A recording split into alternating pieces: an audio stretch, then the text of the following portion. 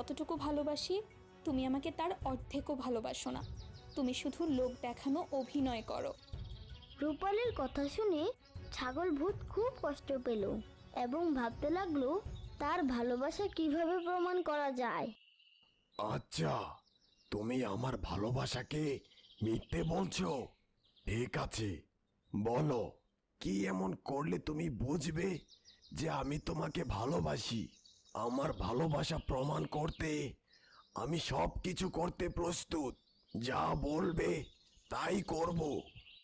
আমি যা বলবো তাই করবে তো? তবে শোনো, ওই যে দূরে হিমালয় পর্বতটা দেখতে পাচ্ছ? হ্যাঁ হ্যাঁ, দেখতে পেয়েছি, কিন্তু আমাকে কি করতে হবে সেটা তো বলো। আগামীকাল সকালে আমাদের দুজনের মধ্যে যে আগে ওই হিমালয় পর্বতে গিয়ে পৌঁছাবে তাকে আসল প্রেমিক বলে মানা হবে। দেখি কে জেতে।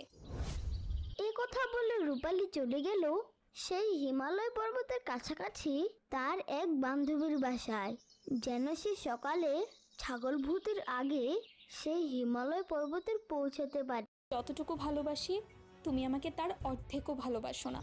তুমি শুধু লোক দেখানো অভিনয় করো। রূপালীর কথা শুনে ছাগল ভূত খুব কষ্ট পেল এবং ভাবতে লাগলো তার ভালোবাসা কিভাবে প্রমাণ করা যায়। আচ্ছা, তুমি আমার ভালোবাসাকে মিথ্যে বলছো? ঠিক আছে, বলো কি এমন করলে তুমি বুঝবে যে আমি তোমাকে ভালোবাসি। আমার ভালোবাসা প্রমাণ করতে আমি সব কিছু করতে প্রস্তুত। যা বলবে তাই করব।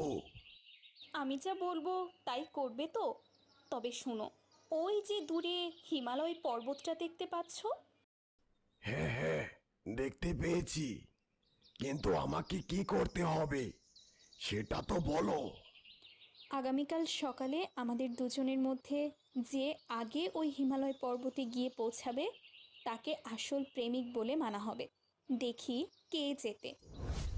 এই কথা বলে রূপালী চলে গেল সেই হিমালয় পর্বতের কাছাকাছি তার এক বান্ধবীর বাসায়, যেন সে সকালে ছাগল ভূতের আগে সেই হিমালয় পর্বতে পৌঁছাতে পারে।